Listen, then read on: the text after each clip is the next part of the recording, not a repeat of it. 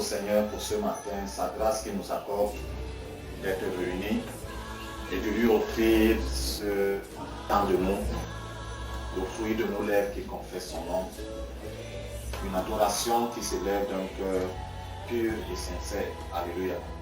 Parce qu'il nous dit qu'il recherche les vrais adorateurs, adore et en vérité. Et c'est tout ce qu'il attend des êtres humains, de ceux, bien entendu, qui lui appartiennent. Nous n'allons pas oublier de saluer les très chers téléspectateurs qui vont nous suivre par la suite. Bien-aimés, le temps que vous disposez à Dieu n'est pas une perte, mais c'est un gain parce qu'il sait récompenser un tel temps disposé. Alléluia. Ce matin, donc, par sa grâce, nous voulons continuer à nous édifier dans sa parole. Parce que lorsque Dieu nous réunit, c'est vrai, il attend que nous puissions lui apporter notre sacrifice d'adoration. Mais en retour, avant de déverser toute bénédiction que ce soit, il commence à déverser sa parole. Alléluia. Parce que c'est sa parole qui est la base de toute bénédiction. Ainsi, ce matin, nous voulons, je disais, continuer à nous édifier dans sa parole. Nous avons commencé depuis 2 dimanches à parler sur le thème dans la marche avec Dieu. Et nous avons eu à dire que Dieu est esprit. Alléluia. Nos yeux physiques ne le voient pas. Ainsi, pour marcher avec lui, il nous demande d'être patient. Parce que lui-même, Dieu, comme nous avons vu la fois dernière, lui-même est patient. Il avait promis la venue du libérateur depuis la Genèse, dans le jardin d'Éden. Mais c'est presque 4000 ans après que le libérateur vient dans ce monde. Il a vu tout ce qui s'est passé. Il avait mal au cœur de comment les hommes s'enfonçaient davantage dans le péché et comment l'adversaire réussissait à marteler, détruisant les péchés dans Dieu jusqu'à ce que le temps arrive. Alléluia. Ainsi, toi et moi qui voulons marcher avec Dieu, puisqu'il est esprit, nous ne le voyons pas physiquement pour dire qu'il est en train de marcher ici avec moi. Mais c'est par la foi que nous croyons que nous sommes en train de marcher avec Dieu, conduit par son esprit. Et si nous avons dit qu'il ne suffisait pas seulement de marcher, mais qu'il faudrait de marcher dans la patience, mais il faudrait marcher avec Dieu et en son temps. Parce que si nous marchons, nous allons devant Dieu avant le temps de Dieu, nous allons manquer le but. Si nous voulons au temps de Dieu, nous allons manquer également le but. Parce que son fils Jésus-Christ, selon ce que l'apôtre Paul a écrit aux Galates dans son chapitre 4, dans le premier verset en descendant, lorsque le temps fut marqué, Dieu envoya dans ce monde son fils né d'une femme. Alléluia. Dieu n'a pas envoyé son fils en retard ou en avance. Il l'a envoyé au temps marqué. Et c'est la patience, si nous l'avons cultivée, qui est un des aspects du fruit de l'esprit. Si nous l'avons cultivée, c'est elle qui nous permettra de faire quoi? De pouvoir marcher au temps de Dieu, au pas avec Dieu. Alléluia. Amen. Ce matin, nous allons tirer notre explication sur l'exemple d'Abraham. D'Abraham que nous connaissons sous le nom d'Abraham. C'est ce nom qu'il portait avant que Dieu ne le cherche et ne le trouve, son village. Nous allons lire dans le livre de Genèse au chapitre 12. Nous lirons du premier verset au verset 4. Et nous lirons également dans ce même livre de Genèse, chapitre 21 au verset 5.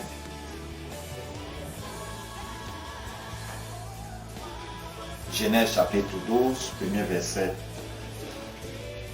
au verset 4. Et Genèse chapitre 21, premier verset au verset 5. Dans ma version, il est écrit: L'Éternel dit à Abraham, quitte ton pays, ta patrie et ta famille, et va au pays que je te montrerai. Je ferai de toi une grande nation, je te bénirai, je rendrai ton nom grand, et tu seras une source de bénédiction. Tu seras une source de bénédiction. Je bénirai ceux qui te béniront, je maudirai ceux qui te maudiront. Et toutes les familles de la terre seront bénies en toi. Au verset 4, il nous a dit, Abraham partit conformément à la parole de l'Éternel, et l'autre partit avec lui. Abraham était de 75 ans lorsqu'il quitta Charan. Dans le chapitre 21, premier verset, au verset 5, il nous a dit, l'Éternel intervient en faveur de Sarah, comme il l'avait dit. Il accomplit pour elle ce qu'il avait promis.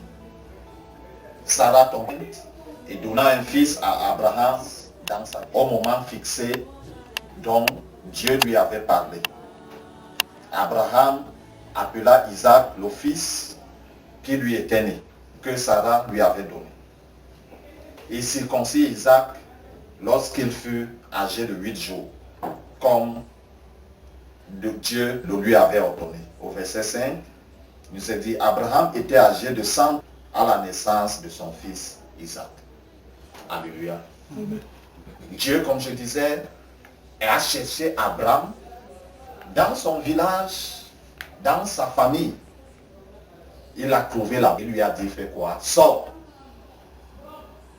de ta patrie, sors de ta famille et va vers la terre que je te montrerai. Il n'avait pas dit, va vers la terre que je te montre. Je te montrerai, il parlait au futur. Et au futur conditionnel, bien entendu. Parce que si Abraham n'était pas sorti de son pays, il n'était pas sorti de son village, de sa famille, et parti tel que Dieu lui avait ordonné, il n'aurait jamais vu ce pays. Alléluia. Mais Abraham a obéi par la foi et il est parti. Parce que le pays-là, il ne le connaissait pas. Mais Dieu l'a conduit, étape après étape, étape après étape, étape après étape. Même lorsqu'il y avait eu la famine dans le pays, qu'il était descendu en Égypte, quand Dieu l'a rappelé de là-bas et Dieu l'a conduit jusqu'à ce qu'il est arrivé sur la terre de Canaan, la terre qu'il avait promise. Et par la suite, Dieu lui promet également que tu bénirai ceux que te béniront, je maudirai ceux que te maudiront, et toutes les familles seront bénies en ton nom. On promet à quelqu'un dont la femme est stérile, on lui promet d'avoir une grande descendance. En effet, si c'était un homme qui avait dit cela à Abraham, Abraham ne serait pas sorti de son pays. Mais puisque c'est Dieu qui lui a parlé, il a eu confiance en Dieu. Et comme le temps était en attente, il fallait qu'il marche dans la patience. Et Dieu a commencé à lui montrer étape par étape. Comme il a parlé de la bénédiction, Abraham, c'est vrai, il avait déjà certaines propriétés quand il sortait de son village. Mais la bénédiction que Dieu lui a accordée, un jour lui a parlé, et jusqu'au jour où la promesse se matérialise, Abraham était largement riche. Il lui manquait seulement le fils, donc le descendant dont Dieu lui avait promis. À un moment même, il dit à Dieu, quand Dieu lui apparaît, il dit, Seigneur, laisse tomber, laisse la faire là. Je suis déjà très vieux, ma femme est déjà très vieille. Prends Eliezer, mon premier serviteur, qui m'est fidèle, qu'il soit mon héritier. Dieu lui a dit, ce que j'ai dit, je me tiens, c'est de tes entrailles que tu auras un héritier. Ce ne sera pas un héritier emprunté, alléluia, mais ce sera un héritier qui viendra de lui. Peu de temps après, Sarah est désespérée. Il a dit à son mari, prends ma servante, qu'elle est quand même un enfant et que on l'appelle de ton nom. Elle a insisté, son mari a cédé. L'enfant est venu et l'enfant est devenu le problème. Dès que l'enfant est né, la servante grandit en échelon, ses galons sont montés jusqu'à faire face, faire tête à la mère, à Sarah. Et à un moment donné, Sarah dit à Abraham que prends ta servante et son fils, chasse-les, envoie-les loin. Et Dieu était là, parce que l'héritier devait venir de la femme légitime. Alléluia. C'est ainsi que le moment est arrivé. Quand bien même Dieu revient pour dire que l'année prochaine, Sarah dit que elle arrive, dit que est-ce que c'est encore possible? est-ce que c'est encore possible? C'est pourquoi l'enfant a été appelé quoi? Isaac. Il a été appelé Isaac. Parce que Sarah avait dit, lorsque confirmé que l'année prochaine, à cette même époque, a été appelé quoi? Isaac. Il a été appelé Isaac. Parce que Sarah avait dit, lorsque confirmé que l'année prochaine, à cette même époque, on aura un enfant. Et l'année prochaine, à la même époque, Sarah a eu un enfant. L'héritier d'Abraham. Mais il a fallu du temps. Et quand on dit de 75 ans à 25 ans après, à 100 ans, il y a eu 25 années qui se sont écoulées. Il fallait que Abraham et sa femme Sarah marchent dans la patience, rappelant à Dieu ses promesses et s'attendant qu'il les accomplisse. L'impatience nous pousse souvent d'aller avant Dieu. Nous lui rappelons ses promesses et lorsqu'il n'a pas encore accompli, nous cherchons les raccourcis. Et le raccourci n'a jamais payé. Il peut payer. Alléluia. Ça semble donner un gain. Mais on se rend compte bien après qu'il aurait fallu, si j'avais su, j'aurais attendu le temps de Dieu. Parce que quand on prend le raccourci, qu'est-ce qu'on nous donne? La pacotille. Et nous savons que la pacotille fait quoi? Elle ressemble au plaquet. Au plaquet or. Mais ce n'est pas le plaquet or. Parce qu'après savoir porter cette chaîne ou cette gourmette, ou même cette barre, après un mois d'utilisation, 2 mois, 3 mois, vers le 6e mois, c'est en train de faire quoi? La lamelle d'or qu'on avait mise dessus est quittée. Nous voyons le fer maintenant qu'on avait couvert. Si c'est le plaquet or, parce que minutieusement fabriqué, prenant le temps pour que ce soit fait. Alors parce que c'est l'or brut, ou alors si c'est l'or épuré. Même avec l'usure, ça peut peut-être, comment dire, noircir, mais dès qu'on nettoie encore, ça reprend son état. Et la main ainsi avec Dieu. Lorsque nous prenons, nous partons dans le temps de Dieu. Les choses qu'il nous donne sont des choses permanentes. Par contre, si nous anticipons le temps de Dieu, l'adversaire vient rapidement. Parce qu'il nous attend, il regarde. Quand il voit la promesse de Dieu et il nous voit en train de souffler, il faut que ça vienne aujourd'hui. On ne mesure pas. Dieu n'a pas dit comme Abraham quand il disait l'année prochaine. Si Dieu t'a dit l'année prochaine, c'est le même niveau. Là, tu connais qu'il c'est peut-être 12 mois. Mais quand l'adversaire, c'est quand il nous voit en train d'être instable, on veut absolument que la chose arrive, il vient ouvrir la porte. De remplacement. Nous connaissons que la roue d'un véhicule d'origine et la roue de remplacement qu'on va prendre quelque part, ce n'est pas la même chose. Et le diable piège tout le monde. Les jeunes filles qui veulent se marier, dès qu'elle est un sugar qui va venir lui dire que je t'aime plus que ma mère et tous mes parents, je vais t'épouser. Et puisque le diable sait que la femme a un certain aspiré au mariage, très rapidement, celle-ci va dire que c'est mon mari. Même quand elle amène devant l'homme de Dieu dit que le Seigneur me montre que ce n'est pas lui. Directement, on bat cet homme de Dieu. Puisqu'il refuse de bénir mon mariage dans son assemblée, on part ailleurs, on va bénir le mariage. Et 3 à 6 mois après, c'est les larmes qui vont commencer à couler. Parce que ce n'était pas la personne indiquée. Il en est de même dans les affaires. Il en est de même dans quel que soit l'aspect donné. Si nous attendons de Dieu bien-aimé, nous allons pleurer par la suite. Par contre, si nous attendons le temps de Dieu, nous allons rire et nous allons rire davantage. Alléluia. Sarah avait l'enfant dont elle sollicitait est devenu une source de chagrin. Une source de chagrin dans la famille. Parce que la mère de l'enfant qui était juste une servante, ce n'était même pas encore affranchie. Parce que lorsqu'on est affranchi, on a quand même un autre statut. Mais elle était encore servante. Même si elle avait eu des rapports conjugaux avec le mari, elle était encore servante.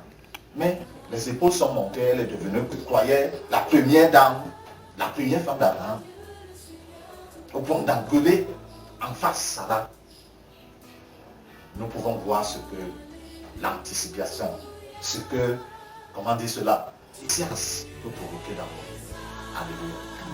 Et le Seigneur a attiré notre attention pour nous faire comprendre que si nous voulons les choses permanente, si nous voulons des choses durables, si nous voulons des choses qui vont être une bénédiction pour nous, pour ceux qui sont tout autour de nous, ceux qui sont en contact avec nous, et être une bénédiction pour notre descendance, nous devons marcher dans la patience avec Dieu. Amen.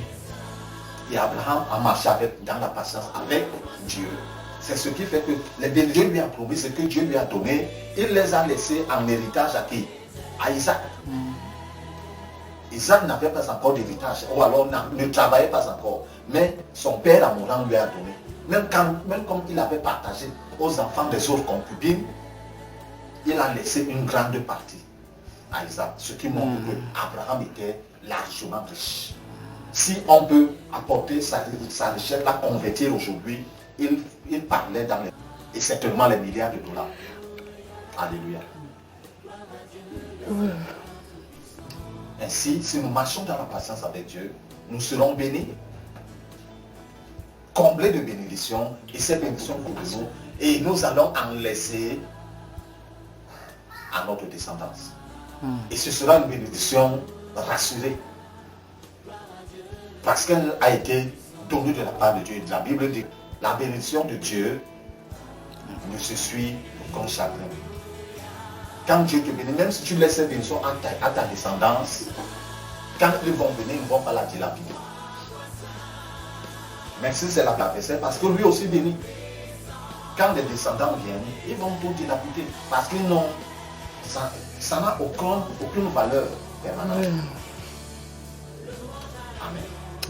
Ainsi, c'est une autre part d'attention que le Seigneur nous tire aujourd'hui, qui attire notre attention, afin que nous sachions que nous ne perdons rien à attendre le temps de Dieu. Marchant dans la patience.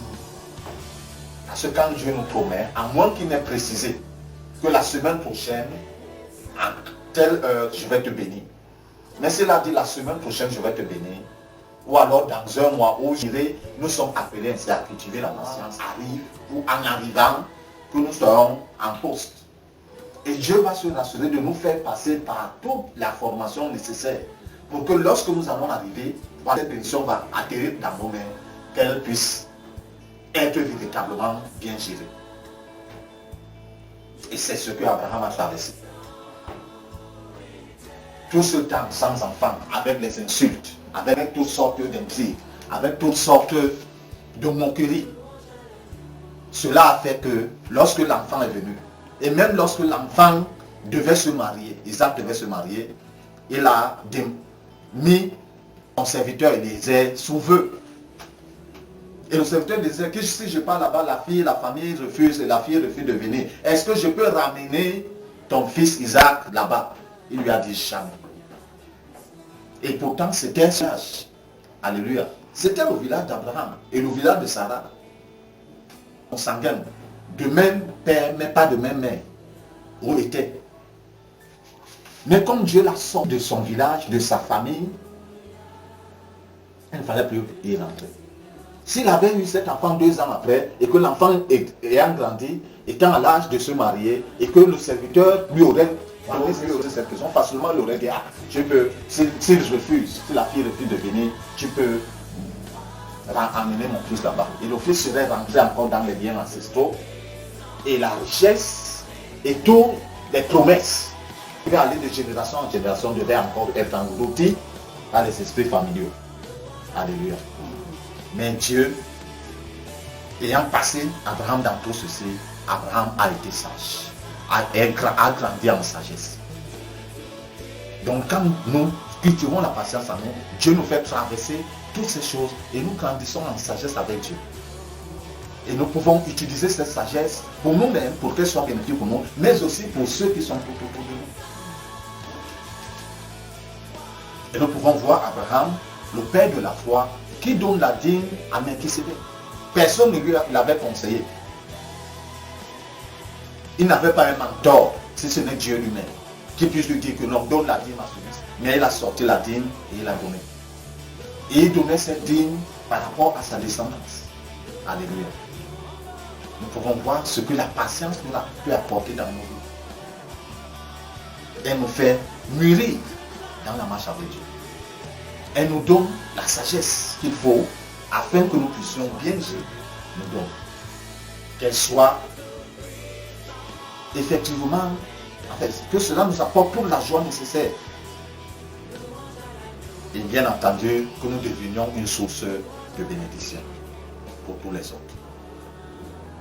Que le Seigneur bénisse sa sainte par nos cœurs, pendant que nous la recevons, la gardons et la mettons en pratique, à la gloire de son Saint-Nom. Éternel Père de gloire, au nom de Jésus-Christ de Nazareth, j'élève ma voix, Papa, par rapport aux personnes qui regardera cette vidéo. Même si c'est une minute que la personne dispose, Seigneur, que ta visitation parvienne dans sa vie au nom de Jésus. Quel que soit l'aspect de sa vie qui était, au Père éternel, notre Dieu, affecté ou affligé par la main de l'adversaire, que cette affection ou cette affliction soit brisée au nom de Jésus. Si c'est la maladie, l'esprit derrière la maladie, cette maladie, que soit le nom que cette maladie porte, que cet esprit soit capturé par ta main toute puissante et mis hors d'état de nuit au nom de Jésus-Christ de Nazareth. Or, si c'est une possession, que l'esprit derrière soit capturé et que la personne retrouve son intégrité au nom de Jésus-Christ de Nazareth. Père éternel, notre Dieu, si la destinée de cette personne avait été volée ou trafiquée, que les esprits derrière soient capturés et que sa destinée soit arrachée de leurs mains pour être restituée à la personne.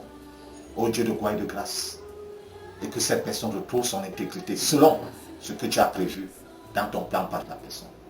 Seigneur notre Dieu, quelle que soit la situation dans laquelle, ô Seigneur Dieu notre roi, ce bien-aimé serait, en regardant cette vidéo, que ta main toute puissante et touche sa vie, s'étende et change, Père éternel notre Dieu, les dispositions adverses comme sa vie, pour ramener les dispositions, Seigneur notre Dieu, favorables.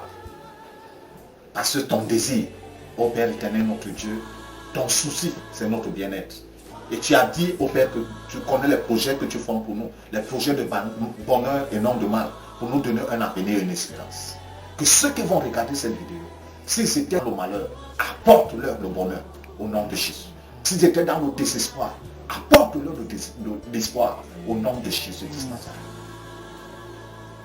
Merci Père éternel parce que tu l'as fait. Merci Dieu Tout-Puissant parce que tu as, au-delà même de ma demande, tu agis selon tes perfections divines.